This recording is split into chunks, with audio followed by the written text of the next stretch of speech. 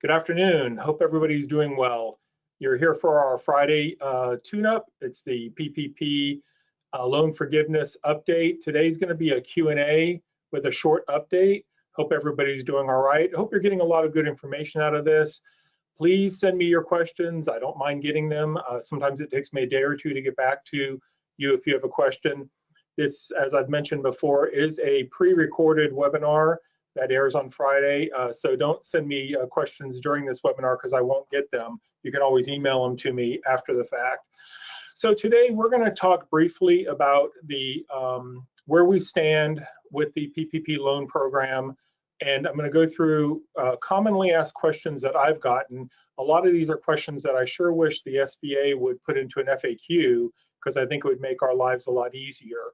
But some of them are instructional that I think will help you. I'm getting a lot of questions from people still, some of which we know the answers to based on the IFRs we've gotten and the FAQs, some of which we don't know. And I want to remind everybody that it's been over a month since the SBA has leaked a single word about guidance on the PPP loan program. It was actually technically June 22nd, although on June 25th, the SBA let us know that fishermen could apply for loan forgiveness for independent contractor employees they had. So I'm not sure why that was so important, but they let us know that. So I've got on the slideshow here a list of the recordings we've done, the webinars we've done. We've been doing the PPP tune-up since July 4th. Technically, we did one on Saturday, July 4th. It was taped on July 3rd. And there are links on the slides to the prior recordings. If you haven't attended these, you're more than welcome to click onto those and watch those recordings. I try to keep them as short as possible so we don't waste too much time. And then we've got the registrations for the future webinars here as well. So I welcome you to register for them. If you can't attend these on Fridays, you can always register and get the access to the recording later on. So don't worry about the timing of it necessarily. So hopefully that'll help you. So where are we right now?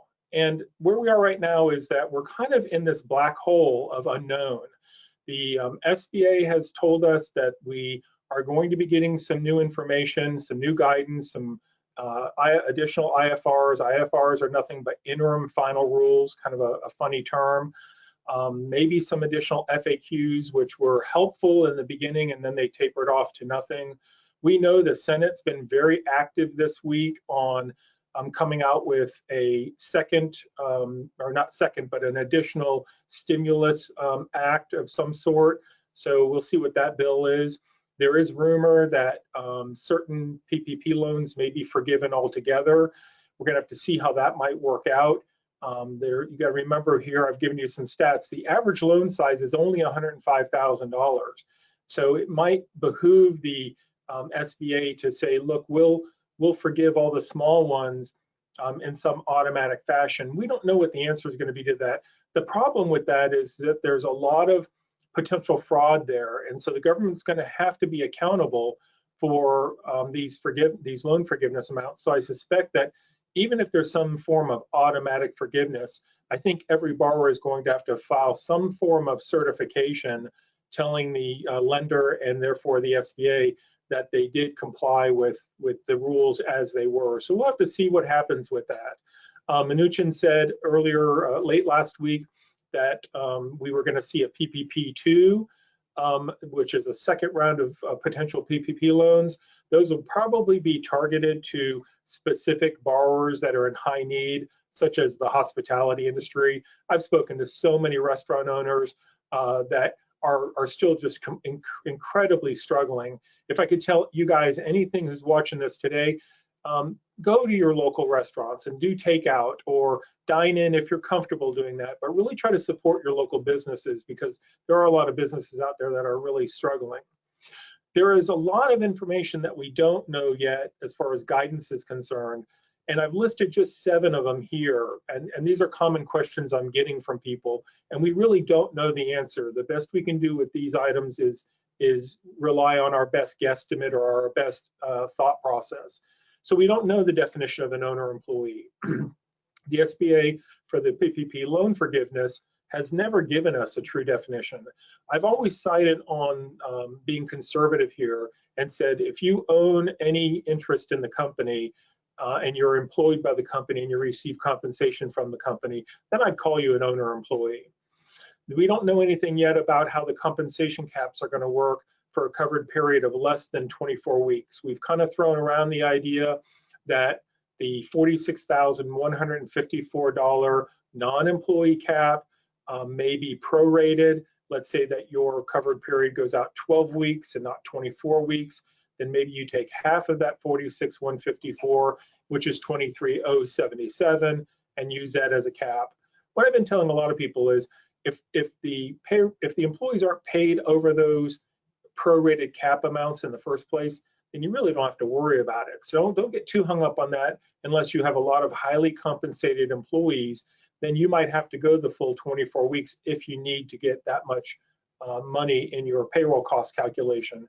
I can't imagine anybody really should have to do that, because we all have to remember the loan was originally based on 2.5/12 of my 2019 payroll. So it'd be really hard to imagine that we'd have to go out the full 24 weeks just for that purpose. We still don't know how to compute our retirement plan contribution payment caps for owner employees. The form 3508EZ tells us that we should include 2.5/12 of the 2019 contribution as an owner employee's cap. There's nothing in any other guidance, the statute, or anywhere else that tells us that. We think that might have been an error, but we're not sure. So again, if I've got people who are applying for loan forgiveness in the near future and we don't get any updated guidance, then I would probably tell you to err on the side of caution and cap those contributions at 2.5 times or 2.5/12 of the 2019 contribution amount for owner employees. There's never been any reference to caps for non-owner employees for retirement plan contributions, so I think we'd be okay there. I do recommend, I've gotten a couple questions today on whether or not an employer or a borrower should pay the retirement plan contribution during the covered period. An example I got was somebody who has a 401k plan and they do a match, and the match is always paid in the year after the year it applies to. So that would be, in this example, the 2020 contribution wouldn't be paid until 2021. I probably would tell those people to go ahead and do an interim calculation, calculate what the year-to-date matching contribution is, and make that payment during your covered period if you can. I do that for two reasons. The first reason is you've got proof of payment, because if you remember watching my tune-up webinar last Friday, it specifically told us that they want copies of things like canceled checks for expenses, so including our payroll expenses. So a canceled check showing a retirement plan contribution surely would help, and then maybe the calculation itself to show that you paid the right amount. So if you can't afford to pay the retirement plan contribution and you want to include it, you could probably still try to include it and see if the lender will accept the computation as the proof for the amount that will be paid later on after the covered period. We don't know yet how the tax deduction is going to work. I've had a lot of questions about this, because now it's quite possible that we won't get our loan forgiveness until 2021.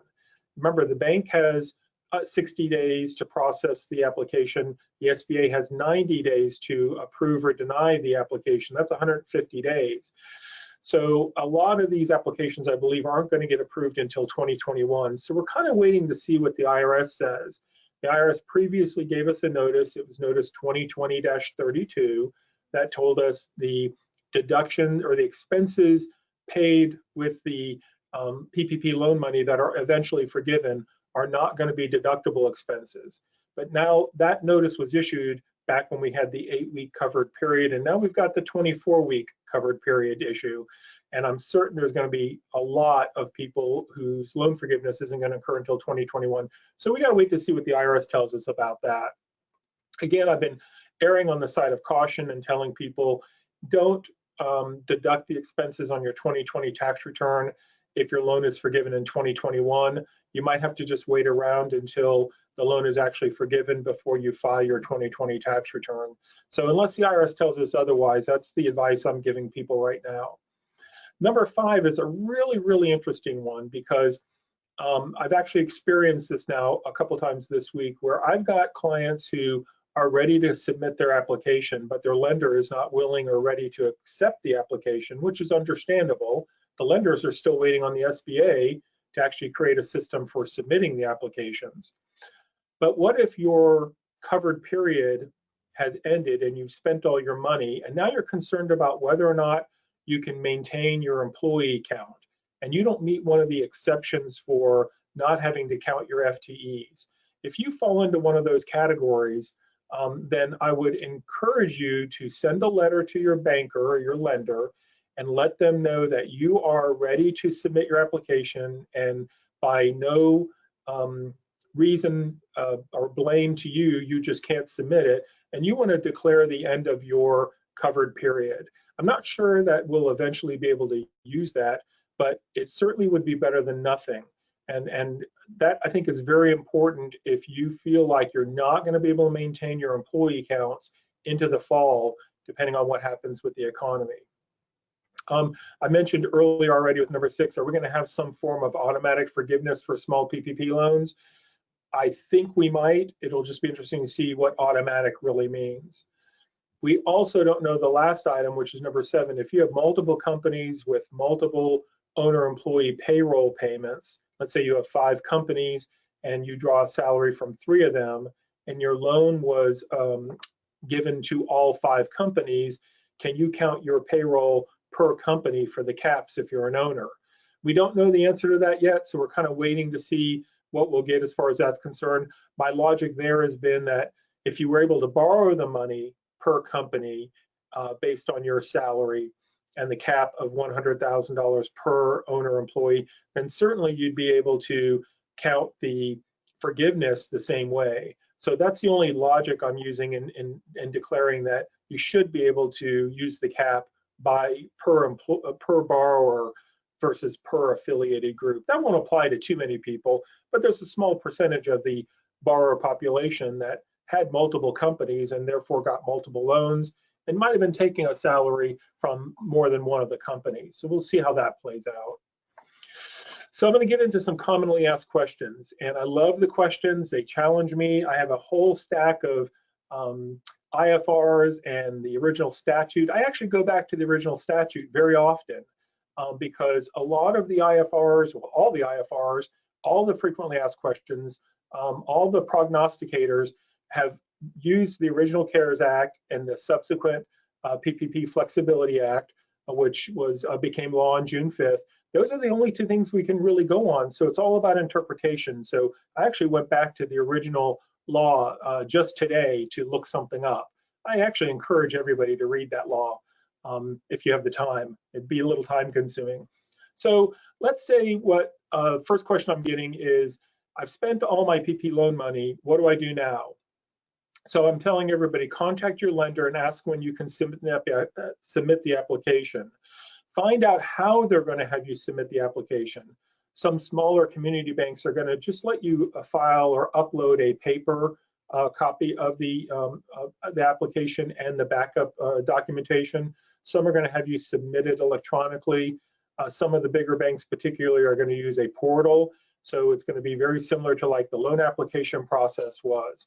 So find out what they are telling you to do. I've seen some banks that are sending out like a survey of asking their borrowers to select an estimated date they will want to apply for forgiveness. A lot of those seem to start in late July and August and then go into September and October. I think that the lenders are doing that so that they can create a queue system in which they can tell the borrowers when to submit.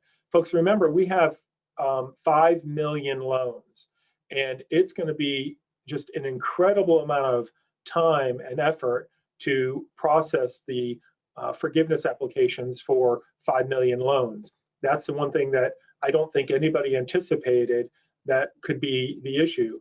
Early on, we were telling people that I was worried the money would run out quickly. And if you remember, the first round of money did run out real quickly. I think it was in 13 days, because I looked and I saw that there were 31 million small businesses in this country. So I immediately knew that it was quite possible for a big percentage of them to get the loan. As it turns out, there's only 5 million loans. So that also tells me that there's a lot of small businesses that didn't get the loan. And remember, we have until August 8th to borrow or to get a PPP loan. So if you happen to be watching this webinar and you haven't gotten the PPP loan and you have some concerns about your ability to stay in business given our current economic circumstances, you can still get a loan. So keep that in mind. I talked a moment ago about my lender isn't accepting applications. What do I do?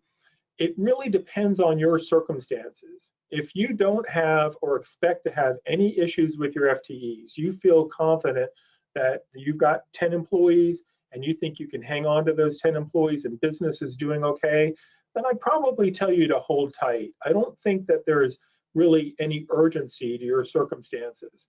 If, on the other hand, you are concerned about whether or not you can maintain your FTEs and your FTEs are going to be have to be reported and counted for your FTE reduction quotient, then I would suggest you send something to the lender, whether it's a paper application or that letter I mentioned earlier to identify or trigger your submission date.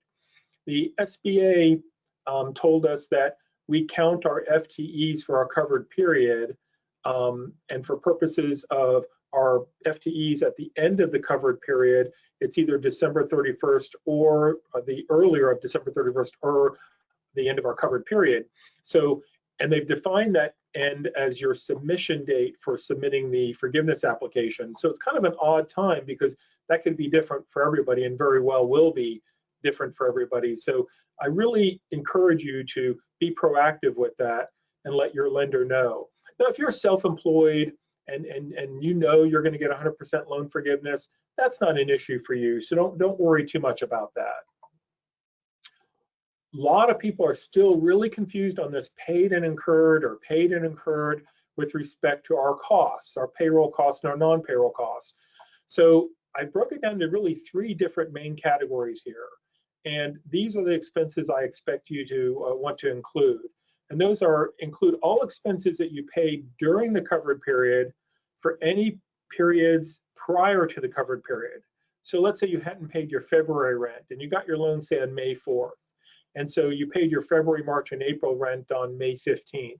You would include all 3 months of rent in your covered period, including your non-payroll as part of your non-payroll costs.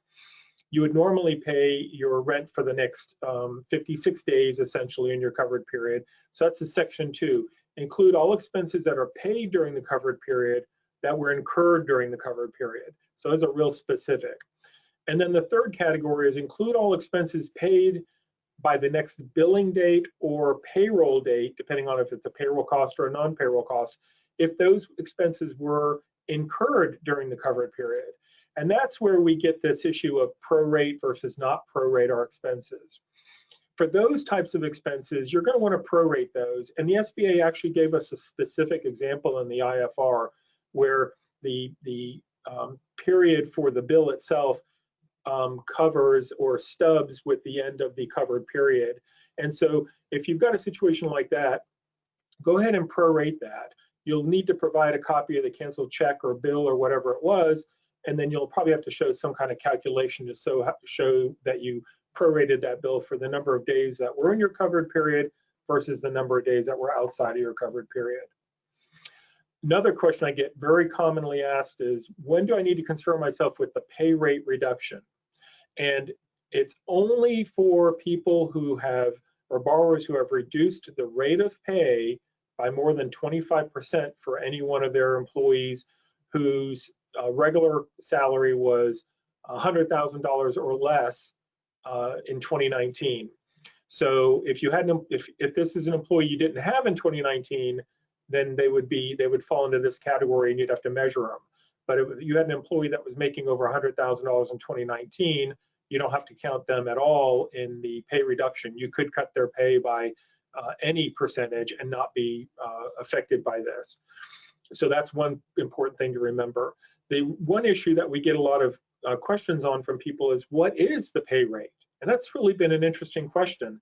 I do believe that if you have tipped employees, you do count the tips as part of their rate of pay. And the reason why I believe that's the case is because you were allowed to borrow money, including tips that were included in the employee's pay. So I think that the thought process there was that if you had an employee that was making, say, $6 an hour as a waiter and got tips so that their compensation was really $20 an hour, and you hired them back at just $6 an hour, even though you were able to borrow money based on that $20 per hour rate, I think the SBA expects you to continue to make sure they make at least $15, which is 75% of $20 during the covered period. So if you are a business that has tipped employees, I think you do have to factor that in. Other types of pay would be factored into the average rate of pay as well, things like paid vacation and so forth, but that would probably average itself out. I've been asked by a lot of people if overtime pay has to be included in the rate of pay calculation. I don't believe it has to be, because the original statute doesn't make reference to overtime. It says hourly wage. So an employee's hourly wage is their regular pay, not including overtime. So that's my read of how that rule works. We'll have to see if we get any further guidance on that. We do have to worry though about the reduced hours if we have an FTE issue. So I'll give you an example. Let's say that I had an employee that was paid $20 an hour, and they traditionally worked 40 hours a week. But during this crisis, this pandemic, I'm only paying them 20 hours a week at $20 an hour. So no rate of pay reduction, but I've cut the hours, the employees working fewer hours. If I cut their hours, then that will affect my FTE calculation, and it might affect my FTE reduction quotient, but it doesn't affect my rate of pay. So keep that in mind. The example that the SBA gave us was a salaried person in which they were working 40 hours a week before and during the covered period, but they took in their example, a 30% pay cut. So that extra 5% pay cut does count towards the pay rate reduction penalty, and I do call that a penalty. The next question we have is that my loan was too high, what do I do? If my loan was too high and you know it was too high due to a mistake, or maybe it was calculated incorrectly, I do suggest you contact the lender and get direction from them, get the response in writing, consider paying back the excess loan amount right now. Don't wait for the loan forgiveness process for that to come back and haunt you. I've also had a couple of people tell me my loan amount was too low, what do I do now? Your lender probably can't increase the loan because they've submitted the loan to the SBA. So if the lender made the mistake in calculating the loan amount, that's a separate issue you need to take up with them. If it's that you provided incorrect information, I think you're just kind of out and you won't be able to do anything about it now. Another question I get a lot from people is, I'm measuring my FTEs and what period do I specifically use? And so I'll give you an example. We all know now, or should know, that we have two reference periods that we have to compare our covered period FTEs to in order to determine whether or not we have an FTE reduction quotient. So those periods are February 15th, 2019 to June 30th, 2019, and January 1st, 2020 to February 29th, 2020. I've told you before, if you know your FTE, your average FTEs during those periods, if you know which period had the lowest number, you don't have to calculate both of them. The worksheet that I've produced gives you the option to calculate both of them, but you don't have to calculate both of them. Just calculate the one that you think is the lowest. If you're not sure, then you got to calculate both of them. But those periods, those measurement periods are date specific. So they're not asking you for your payroll periods that fell between, say, January 1st and February 29th. They're asking for you the specific days. I've had a lot of people tell me, well, my payroll started on December 27th and ended on February 27th. So can I use that period instead of January 1st to February 29th? And I've told most people that you probably can use those payroll periods that match up closely to those actual dates, but just be careful doing that, because you wouldn't want it to accidentally skew the number in your favor to create a problem. So really, you'd have to figure out whether or not you have to do that calculation, but I encourage you to calculate it based on the specific dates. But I also tell people, if you start asking about FTEs, make sure you even have to measure your FTEs. Remember, we've got this Form 3508EZ that allows a lot of borrowers to not even have to calculate their FTEs if they can certify that they meet the requirements to file that form. So if you meet those requirements, then stop and don't worry about calculating your FTEs, because that would take a lot of time. I also get a lot of questions, surprisingly, from people that tell me, I don't track my employees' hours, at least not that closely. So what do I do? In those circumstances, if you don't have any reliable data to track hours, I probably would tell you to be careful with your HR system. You probably need to work on that a little bit. But really, seriously, consider using the alternative that the SBA allowed us to use, which is a 1.0 for all full-time employees. Those are people that on average work 40 or more hours per week, and then use a 0.50 FTE for all part-time people. And it's real interesting that they gave us this, because a lot of small businesses have a lot of part-time people, and if you had 10 employees working 20 hours a week, that's 200 hours. But what if you had 15 employees working 12 hours a week or something? So it's still roughly 100 or 200 hours per week, but now you have 15 people, which would be 7.5 FTEs versus 10 people, which is 5 FTEs. So you could play with the rules a little bit there and increase your FTEs by just hiring more people working less hours, but all part-time. I've seen a lot of examples where fast food restaurant type chains can use that to their benefit, and still, even though they have fewer total hours necessarily, they might still have the same number or more FTEs.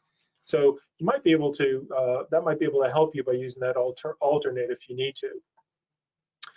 The other question I'm getting a lot of is, when I know my FTE exception for an inability to return to the pre-February 15th, 2020 business activity due to compliance with requirements established or guidance issued by OSHA, HHS, or CDC anytime after March 1st, 2020 and up to December 31st, 2020. What does that mean exactly? So that's been really, this is a big gray area, because we haven't really gotten any significant guidance from SBA on this exactly. What if my business was only shut down for a week or two? Maybe I was declared a non-essential business by my city or my county or even my state, and I was told to shut down, and I couldn't see customers, and I had to reduce my business load. Would that count? And the literal reading of this, that would count, because your business was not able to operate at the activity level it was on February 15th during the covered period. We might get some additional guidance on this that sets some parameters for timing, or maybe a threshold for a reduction in income. If you have been affected by this, if your business was closed partially or completely, because it didn't have to be completely closed, based on an order, I would read the orders that were issued in the state of Florida. We had a number of orders issued both by our city, our county, and our state government. A lot of those were very much blanket orders. We had a stay-at-home order for all non-essential businesses. So that would be a very broad list of businesses that might qualify for this if the SBA doesn't give us any further guidance on this. So we'll have to see. That could be really interesting. Get a copy of the order, even though you're technically not required to submit the order with your documents with the application, at least not yet. They don't tell you you have to. I would still have a copy of the order so you have proof of it. If you're in an industry that was clearly shut down, it's public knowledge, like in Florida, dental practices were ordered to close for everything but emergency services. Clearly, that was a shutdown order or an order that significantly affected their ability to continue to operate as they did on February 15th. I think if you have a broad order that is generally accepted, then you're probably in good shape. But if yours is a little more unique, try to get what you can to show that your business had to be closed down at any time, or was not able to operate as it did on February 15th, anytime after March 1st. And remember, it's March 1st. So if your business was declined before that date, it might not matter. But if the order was issued after March 1st, then you'd be okay. So kind of keep that in mind. I'm coming up close to my 30-minute mark. I'm trying to keep these webinars to 30 minutes. I love the questions. Keep them coming. If you've purchased the workbook, thank you so much. If you have any more questions about that, let me know. I suspect that we're going to be maybe have to do a major update or overhaul of the Excel workbook when Congress passes something or the SBA gives us some more IFRs. We'll burn the midnight oil here and get those done if we have to. If you haven't purchased it and you'd like to, you can go to pppexcel.com and purchase it. It's listed through Lineberg Information Services. They've done a great job of giving the spreadsheet to people, and it's a seamless process. So I do appreciate that. Thanks for listening, and I will see you again next Friday. Thank you.